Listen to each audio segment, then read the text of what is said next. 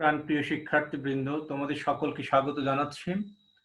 আমি জয়তশীল সহকারী অধ্যাপক, বান্দরবান ক্যান্টনমেন্ট পাবলিক স্কুল ও কলেজ।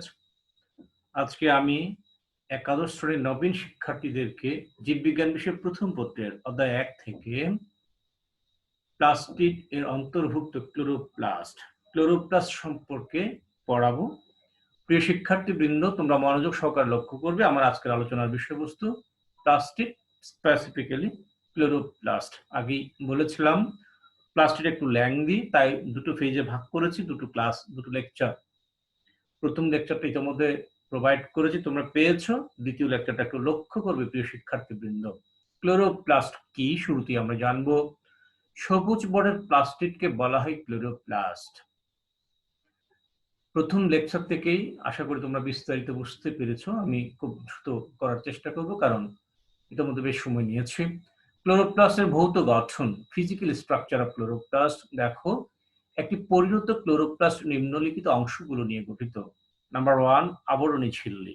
সমস্ত ক্লোরোপ্লাস্ট একটি 2 স্তর বিশিষ্ট আংশিক অনুপ্রবেশ সেমি পারমিয়েবল ঝিল্লি দ্বারা আবৃত থাকে। ক্লোরোপ্লাস্ট মেমব্রেনে ফসফেট এবং লিপিডের সমন্বয়ে গঠিত যৌগ। এর পরিবর্তে গ্লাইকোসিল গ্লিসারাইড থাকে। একটু মনে রাখবা, আন্ডারলাইন করবা। ফসফোলিপিড নয়, এর পরিবর্তে গ্লাইকোসিল গ্লিসারাইড। এটি একটি ব্যতিক্রমী গঠন। ক্লোরোপ্লাস্ট হলো 3টি মেমব্রেন দ্বারা গঠিত, 3টি প্রকোষ্ঠ বিশিষ্ট। 3 প্রকোষ্ঠ বিশিষ্ট একটি অঙ্গাণু। প্রথম মেমব্রেন হলো সর্ববাইরের মেমব্রেন। দ্বিতীয় মেমব্রেন হলো প্রথম মেমব্রেনের নিচে অবস্থিত ইনার মেমব্রেন, যার দ্বারা স্ট্রোমা, ক্লোরোপ্লাস্টের যে ম্যাট্রিক্স তাকে বলা হয় স্ট্রোমা, ধাত্র পদার্থ। স্ট্রোমা পরিবেষ্টিত থাকে।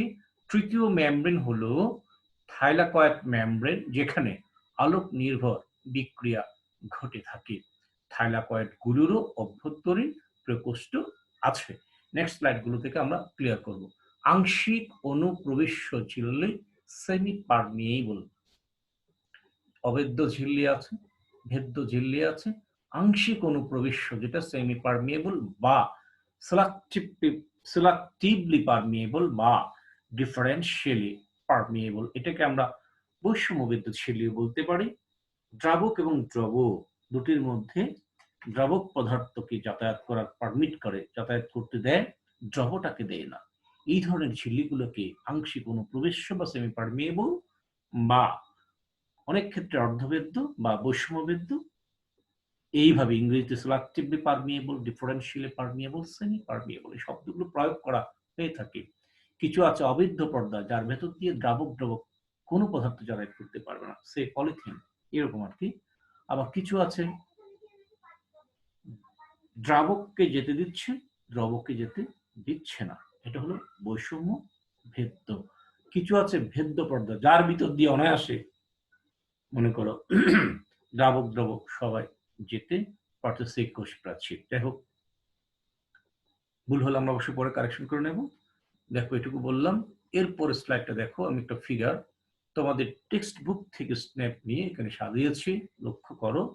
আমি প্রত্যেকটা তোমাদেরকে ব্যাখ্যা দিচ্ছি। দেখো, এখানে আছে বহিঃস্তর, এই যে আউটার মেমব্রেন, অন্তঃস্তর, এই যে this one, inner membrane, stroma, lamellum. খেয়াল করো, এই যে লেমেলাম, এই যে লেমেলাম, কেন এটার নাম স্ট্রোমা লেমেলাম?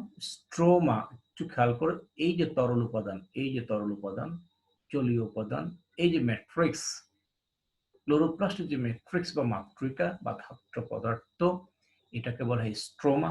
পরীক্ষায় প্রশ্ন হবে স্ট্রোমা কি, কতে, জ্ঞানমূলক 1 নম্বর প্রশ্ন, মানে 1 মার্কসের প্রশ্ন কি, কতে যেটা থাকে নলেজ বেস কোশ্চেন। স্ট্রোমা কি, সোজা লিখে দিবা, ক্লোরোপ্লাস্টের ম্যাট্রিক্সকে, মাতৃকাকে, ধাত্র পদার্থকে বলা হয় স্ট্রোমা। এই যে স্ট্রোমা কোনগুলো তাহলে একটু লক্ষ্য করো, আমরা ক্লোরোপ্লাস্টের মধ্যেই তোমাদেরকে দেখানোর চেষ্টা করবো। এই যে এগুলো ম্যাট্রিক্স, এই যেগুলো ম্যাট্রিক্স, এই যেগুলো স্ট্রোমা। ক্লোরোপ্লাস্টের ম্যাট্রিক্সকে স্ট্রোমা বলে। কেন স্ট্রোমা? ম্যাট্রিক্স কথাটা ব্যাখ্যা দিয়েছিলাম, বাংলায় মাতৃকা বলে। মাতৃকা থেকে ত্রিকা কথাটা বাদ দাও, মা বলো। মা আমাদেরকে গর্ভে ধারণ করেছেন, তিনি ধারণ করেছেন, ধারণকারী। এই ধারণকারী থেকে ধাত্র পদার্থ, মা, মাতৃকা কি ধারণ করে? এই যে মনে করো শ্বেতসার দানা, এদেরকে ধারণ করেছে। এই যে মনে করো প্লাস্টিডিয়াল ডিএনএ তাকে ধারণ করেছে, এবং মনে করো এই যে অয়েল স্পট, তেল বিন্দু বা তৈলবিন্দু এগুলো ধারণ করেছে, এই যে রাইবোজোম ধারণ করেছে, এই যে এটার নাম কি গ্রানাম, আবার গ্রানামের মধ্যে আছে থাইলাকয়েড মেমব্রেন, এগুলোকে ধারণ করেছে। তাই এরা ম্যাট্রিক্স, স্ট্রোমা ধাত্র পদার্থ। লেমেলাম কথাটার অর্থ কি? লেমেলি, লেমেলাম সুতার মতো গঠন, সুতার মতো গঠন। লেমেলা থেকে লেমেলাম, এক বচনে লেমেলাম, বহু বচনে লেমেলি। আচ্ছা যাক, পরে পরে আসতে হলে আবার দেখো, বহিস্তর, অন্তঃস্তর, স্ট্রোমা, লেমেলাম, ডিজন, রাইবোজোম। এই যে রাইবোজোম যেটা প্রোটিন সংশ্লেষণকারী অঙ্গাণু, এই টোটাল স্ট্রাকচারটা হচ্ছে গ্রানাম। এই একটি গ্রানাম, এই একটি গ্রানাম, দুটো, 3, 4, 5, 6, 7, 8টি গ্রানাম এখানে আছে। একটি একটি হলে গ্রানাম বলে এক বচনে, বহু বচনে একত্রে যাকে বলা হয় গ্রানা। এরপর স্ট্রোমা, আমি এতক্ষণ বলেছি স্ট্রোমা অয়েল স্পট বা তেল বিন্দু, এটা এখানে সঞ্চিত হিসাবে থাকে, জমা হয়ে থাকে। থাইলাকয়েড, এই দেখো গ্রানাম যেটাকে বলেছি, এই যে একটা গ্রানাম, প্রত্যেকটা গ্রানামে দেখো এই ধরনের কিছু চেম্বার আছে, এগুলোকে বলা হয় থাইলাকয়েড। এবং থাইলাকয়েডের এই যে আবরণ, এটাকে বলা হয় থাইলাকয়েড মেমব্রেন। এর ভেতরেও কিন্তু চেম্বার আছে। ওই যে 3টা চেম্বারের কথা শুরুতে বলেছিলাম, এই যে দেখো আউটার মেমব্রেন, ইনার মেমব্রেন, তার মাঝখানে একটা স্পেস, এটাকে বলা হয় পেরিপ্লাস্টিডিয়াল স্পেস বা বহিস্থ কক্ষ। এরপরে দেখো এই যে ভেতরের যে স্তর, তার ভেতরে যে চেম্বার, এই টোটাল চেম্বারটা, এরপরে ইনার চেম্বার বলতে পারি। আবার এই যে গ্রানাম যেটাকে বলছি, গ্রানামটা মূলত এই থাইলাকয়েড একটার উপর একটা, 1, 2, 3, 4, 5, 6, 7, এই যে একটার উপর একটা সজ্জিত হয়ে চাকতির মতো, ঢাকের মতো যে স্ট্রাকচার, এটাই হলো গ্রানাম, এক বচনে গ্রানাম। আর এই যে এখানে 1, 2, 3, 4, 5, 6, 7, 8টি গ্রানাম আছে, এই 8টি গ্রানামকে একত্রে গ্রানা বলা হচ্ছে। প্রতিটি গ্রানামে আছে কি? থাইলাকয়েড। এই 1টি, 2টি, 3টি, 4টি, 5টি, 6টি, 7টি থাইলাকয়েড আছে এখানে। এখানে আছে 1, 2, 3, 4, 5, 6, 7, এখানেও 7টা।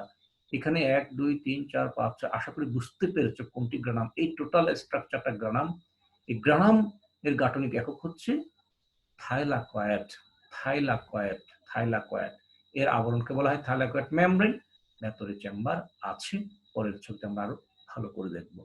মাইটোকন্ড্রিয়া পড়ানোর সময় প্রিয় শিক্ষার্থীবৃন্দ তোমরা লক্ষ্য করবে, বলেছিলাম ক্লোরোপ্লাস্ট এবং মাইটোকন্ড্রিয়া দুটোই কিন্তু এন্ডোসিম্বায়োজ। এন্ডো মানে অন্ত, অন্ত মানে ভেতরে।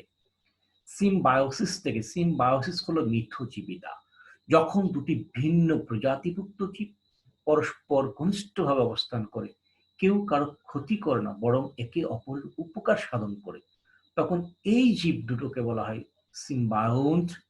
প্রক্রিয়াটা, রিলেশনশিপটা হলো সিম্বায়োসিস। যেহেতু এন্ডো কথাটা কেন আসছে, তাহলে মনে করো একটি কোষ ইউক্যারিওটা, ইউক্যারিওটিক সেল, এক কোষে জীব তো হতেই পারে। একটি প্রকৃত কোষ, সেই প্রকৃত কোষের ভিতরে এই যে ক্লোরোপ্লাস্ট একটি কোষীয় অঙ্গাণু, এই যে মাইটোকন্ড্রিয়া একটি কোষীয় অঙ্গাণু, বাট কোষীয় অঙ্গাণু হওয়া সত্ত্বেও তার ভিতরে মেমব্রেন আছে, তার ভিতরে ম্যাট্রিক্স আছে, তার ভেতরে ক্লোরোপ্লাস্টের ক্ষেত্রে প্লাস্টিডিয়াল ডিএনএ, আবার মাইটোকন্ড্রিয়ার ক্ষেত্রে মাইটোকন্ড্রিয়াল ডিএনএ, ক্ষেত্র বিশেষে রাইবোজোম, ক্ষেত্র বিশেষে অয়েল স্পার্ট, বিভিন্ন গ্র্যানিউলার স্ট্রাকচার। টোটালটা দেখতে প্লাস্টিড বা ক্লোরোপ্লাস্ট এবং মাইটোকন্ড্রিয়াকে অনেকটা প্রোক্যারিওটিক সেলের মতো মনে হয়, আদি কোষ, প্রাককেন্দ্রিক কোষ এর মতো মনে হয়। তাহলে কোষের ভিতরে কোষ, জীবের ভিতরে জীব, এবং তারা একে অপরের উপকার করছে। কিভাবে উপকার করছে? যদি উপকারের দিকটা বলতে চাই, তাহলে মনে করো ক্লোরোপ্লাস্ট এবং মাইটোকন্ড্রিয়াকে ওই প্রকৃত কোষী জীবটা আশ্রয় দিয়েছে, আবার মাইটোকন্ড্রিয়া শক্তি উৎপাদন করে ওই কোষটাকে যাবতীয় জৈবিক কার্যাবলী সম্পাদনের জন্য শক্তি প্রোভাইড করছে। ক্লোরোপ্লাস্ট খাদ্য তৈরি করে খাদ্যের যোগান দিচ্ছে।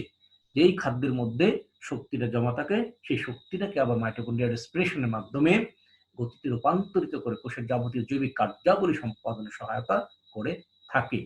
আবার তাদের ক্ষেত্রে ডিএনএও আছে, তার মানে এরা বংশ পরম্পরায় এই সকল ডিএনএর মাধ্যমে, প্লাস্টিডিয়াল ডিএনএ কিংবা মাইটোকন্ড্রিয়াল ডিএনএর মাধ্যমে বংশগতির যে চরিত্র, বংশগতির যে বৈশিষ্ট্য, ক্যারেক্টারিস্টিক্স, জেনারেশন টু জেনারেশন তারা ট্রান্সফার করছে।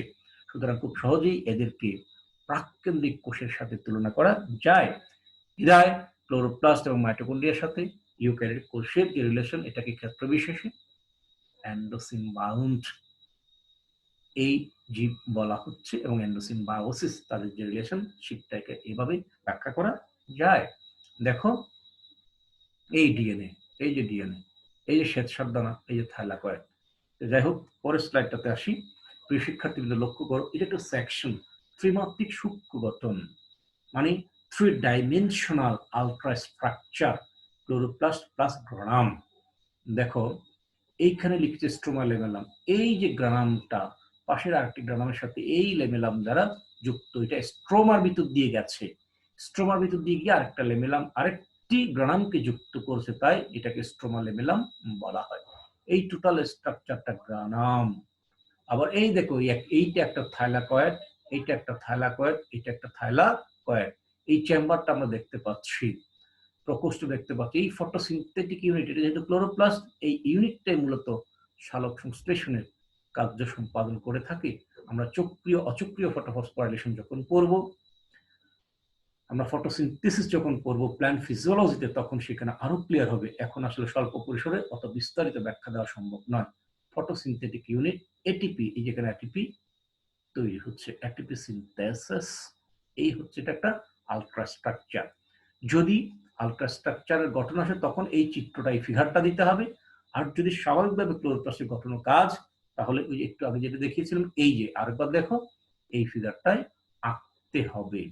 এই যে এটি হলো গ্রানাম, একটি হলো থাইলাকয়েড, এটা হলো থাইলাকয়েড মেমব্রেন, এর ভেতর চেম্বারটাই হলো থাইলাকয়েডের অভ্যন্তরীণ প্রকোষ্ঠ বা চেম্বার। আসো এরপরের স্লাইডে, স্ট্রোমাতে আসো। আমরা আবরণী পড়েছি, স্ট্রোমা পড়বো। আবরণী ঝিল্লি দ্বারা আবৃত পানিগ্রাহী, এই যে এগুলো, এরা হাইড্রোফিলিক, পানিপ্রিয়, কলয়েডধর্মী। ওই পানিপ্রিয় পদার্থকে কলয়েডাল সাবস্টেন্সেস বা কলয়েডধর্মী পদার্থ বলা হয়। এর ম্যাট্রিক্সটা কলয়েডধর্মী। তোমাকে যদি কোনো একটা কলয়েডধর্মী পদার্থের নাম বলতে বলে, ক্লোরোপ্লাস্টের যে ম্যাট্রিক্স, মাইটোকন্ড্রিয়ার যে ম্যাট্রিক্স এবং সাইটোপ্লাজম, এরা কলয়েডধর্মী। কলয়েডধর্মীর অর্থ হলো কলয়েডাল, অর্থাৎ পানিপ্রিয় পদার্থ। আটা, আটার মধ্যে পানি দাও, ময়দার মধ্যে পানি দাও, পানিটাকে অ্যাবজর্ব করে নেবে, রিসিভ করে নেবে, এরা কলয়েডাল। তাহলে কি বললাম, আবরণী ঝিল্লি দ্বারা আবৃত পানিগ্রাহী কলয়েডধর্মী ম্যাট্রিক্স তরলকে স্ট্রোমা বলে। সোজা কথা লিখে দিবা, ক্লোরোপ্লাস্টের ম্যাট্রিক্সকে স্ট্রোমা বলে। এটি হাইড্রোফিলিক, এটি কলয়েডাল। ওকে, স্ট্রোমাতে 70s রাইবোজোম, যেটা আদিকোষের একটা বৈশিষ্ট্য। অসমোফিলিক দানা, ওই যে বলছিলাম, অসমোফিলিক বলতে যে এই দানাগুলো আছে বলেই পানিটাকে অ্যাবজর্ব করে, আর তাই তারা গ্র্যানুলার কলয়েডাল। এই দেখো, ডিএনএ আছে, আরএনএও আছে। তাহলে ডিএনএ আরএনএ যেহেতু আছে, এরা বংশগতিতে ভূমিকা রাখবে, কেননা ডিএনএ আরএনএর মাধ্যমে বংশ পরম্পরায় প্যারেন্টসের ক্যারেক্টার জনুতে জেনারেশনে স্থানান্তরিত হয়। এতে শর্করা তৈরির এনজাইমও থাকে। সালোক সংশ্লেষণে কার্বন বিজারণের মাধ্যমে শর্করা উৎপাদন প্রক্রিয়া C3 সাইকেল C4 সাইকেল স্ট্রোমাতেই ঘটে। এই যে স্ট্রোমাতে C3 সাইকেল C4 সাইকেল, সালোক সংশ্লেষণ প্রক্রিয়ায় শর্করা উৎপাদন, এটা আমরা প্ল্যান্ট ফিজিওলজিতে দেখব। থাইলাকয়েড ও গ্রানামে আসো। স্ট্রোমাতে, এই যে স্ট্রোমা, অসংখ্য থলে আকৃতির 100 থেকে 300 অ্যাংস্ট্রম, এটা কোষ পরিমাপের একটা একক, প্রস্থবিশিষ্ট ত্রিমাত্রিক সজ্জার গঠন, যেটা সূক্ষ্ম গঠন দেখিয়েছি বিদ্যমান, এদের থাইলাকয়েড বলে। এই যে একটা থাইলাকয়েড, এই যে একটা থাইলাকয়েড, একটা থাইলাকয়েড, একটা থাইলাকয়েড, একটা থাইলাকয়েড, একটা থাইলাকয়েড। প্রত্যেকটি থাইলাকয়েডের ভেতরে একটি প্রকোষ্ঠ থাকে, ত্রিমাত্রিক সূক্ষ্ম গঠনে দেখিয়েছি, দেখে নিবা। এই প্রকোষ্ঠে থাকে chlorophyll a, chlorophyll b, xanthophyll, carotene, lipid ও এনজাইম। এসব বস্তুকে একত্রে স্ফটিকাকার দানার মতো দেখায়। একসময় এদেরকে কোয়ান্টোজোম বলা হতো। যাই হোক, তাহলে এখন দেখো কি বলা হচ্ছে, কতগুলো থাইলাকয়েড একসাথে একটির উপর আরেকটি সজ্জিত হয়ে স্তূপের মতো থাকে। এই যে এটা, এই যে স্তূপ, এই যে এটা স্তূপ, এই যে এটা স্তূপ। থাইলাকয়েডের স্তূপকে গ্রানাম, বহুবচনে গ্রানা, 10 থেকে 100টি থাইলাকয়েড উপর্যুপরি সজ্জিত হয়ে একটি গ্রানাম গঠন করে। প্রতিটি ক্লোরোপ্লাস্টে সাধারণত 40 থেকে 60টি গ্রানা থাকে। একটি গ্রানামের আকার কি বলছে দেখো, এখানে কিছু হয়তো মিসিং হয়ে গেছে, একটু বই থেকে দেখে নিও। যাক, স্ট্রোমা ল্যামেলিতে আসো। দুটি পাশাপাশি গ্রানার কিছু সংখ্যক থাইলাকয়েড সূক্ষ্ম নালিকা দ্বারা সংযুক্ত থাকে। এই যে, এই যে নালিকাগুলোকে স্ট্রোমা ল্যামেলি, এই যে এটা স্ট্রোমা ল্যামেলি, একবচনে লেবেলাম বলে। এদের অভ্যন্তরেও কিছু পরিমাণ ক্লোরোফিল থাকে। ফটোসিনথেটিক ইউনিট ও এটিপি সিনথেসিস। দেখো, থাইলাকয়েড মেমব্রেন বহু গোলাকার বস্তু বহন করে। এই থাইলাকয়েড মেমব্রেন, এই যে গোলাকার বস্তু আছে এখানে, এই যে এই বস্তুগুলোর কথা বলছে। থাইলাকয়েড মেমব্রেনের ভেতরের গাবটে অসংখ্য সালোক সংশ্লেষণকারী একক ও এটিপি সিনথেসিস নামক বস্তু থাকে। তোমরা লেবেলিং থেকে দেখে নিও। এটিপি সিনথেসিস নামক বস্তুতে এটিপি তৈরির সকল এনজাইম থাকে। এই যে দেখো, এখানে দেখো, এই এটিপি সিনথেসিস, এটিপি তৈরির সকল এনজাইম এখানে থাকে। ফটোসিনথেটিক ইউনিট, এখানেই ফটোসিনথেসিস প্রক্রিয়া সম্পাদিত হয়। এই যে চেম্বার বা প্রকোষ্ঠ, এই যে থাইলাকয়েড, মোটামুটি আমরা দেখলাম। এরপরে আমরা নেক্সট স্লাইডে যাব। নেক্সট স্লাইডে যাওয়ার আগে কিছু করে তোমাদের ক্লিয়ার করছি। ওখানে একটা শব্দ মনে ড্রপ আউট হয়েছে, আগের স্লাইডটা একটু লক্ষ্য করি।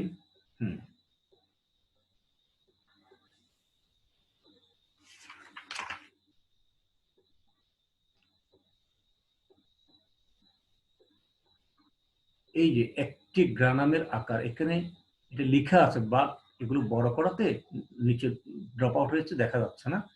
আমি বলে দিচ্ছি, একটি গ্রানামের আকার 0.3 থেকে 1.7 মাইক্রোমিটার। এটাই হবে একটি গ্রানামের আকার। টেক্সট বুকটা একটু দেখে নিবা। একটি গ্রানামের আকার 0.3 থেকে 1.7 মাইক্রোমিটার পর্যন্ত হয়। যাই হোক, পরের স্লাইডে গেলাম। এরপর আসো, মেমব্রেন গুলোতে অসংখ্য ফটোসিনথেটিক ইউনিট থাকে। প্রতি ইউনিটে chlorophyll a, chlorophyll b, carotene, xanthophyll, তারপর কি বলছে দেখো, এর প্রায় 300 থেকে 400টি অণু থাকে। এছাড়া বিভিন্ন ধরনের enzyme, metal ion, phospholipid, quinone, sulfolipid ইত্যাদি থাকে।